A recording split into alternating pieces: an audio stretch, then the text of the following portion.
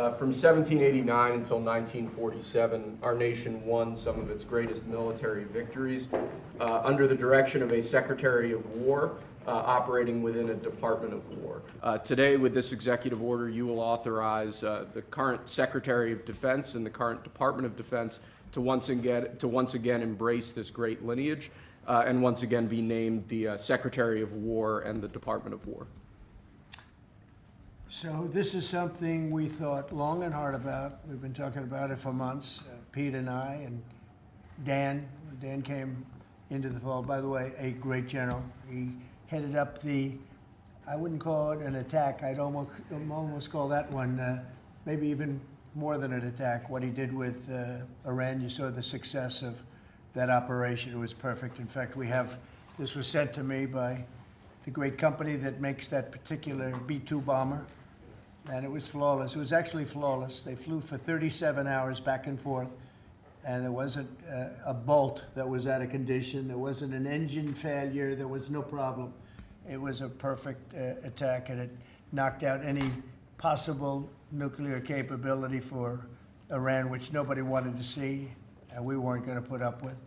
So great job, Dan. And we've been talking about this Department of War. So we won the First World War. We won the Second World War. We won everything before that and in between. And then we decided to go woke, and we changed the name to Department of Defense. So we're going Department of War.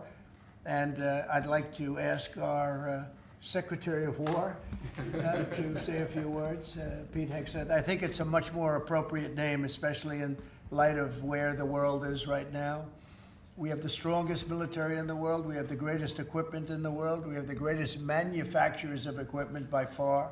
There's nobody to even compete. And you see that with this and so many other things. The Patriots are the best. Every element of the military, we make the best by far. So Pete, I'd like to ask you and maybe Dan Raisin Kane to say a few words, please. After winning a war for independence in 1789, George Washington. So this War Department, Mr. President, just like America, is back. Thank you for your leadership and your clarity. We're going to set the tone for this country. America first, peace through strength, brought to you by the War Department. We're back. All right, thank you very much. Just fight forever, and then we'd, win. We wouldn't lose, really. We just fight to. And I remind everyone that the U.S. military can reach any adversary at the time and place of our choosing. Service to this nation is an incredible gift, and we're grateful and honored every day to do so. Thank you, Mr. President. Well, thank you, and it's an honor to sign this, and we will do that right now.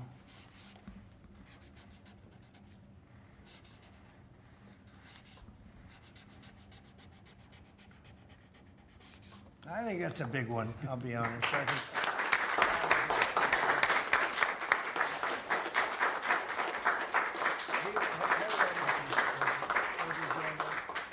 That's a big one. It's a big one, Mr. President. To the American people, and again, what gave you the idea for this rebrand at this moment in history, sir? I think it sends a message of victory. I think it sends really a message of strength. We're very strong. We're much stronger than anyone would really understand. Mr. President, is it your expectation that Congress will codify this name change in the law? I don't know, but we're going to find out, but I'm not sure they have to. We're signing an executive order today, but we're going to find out. We're going to see. If they do, we're going with it, and we're going with it very strongly.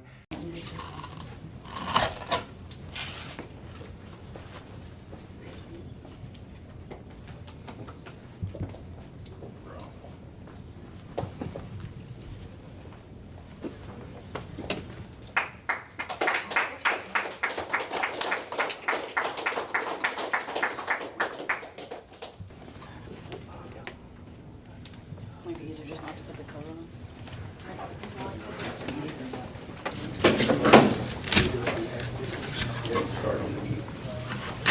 I don't think we'll do the deputy. I think we'll.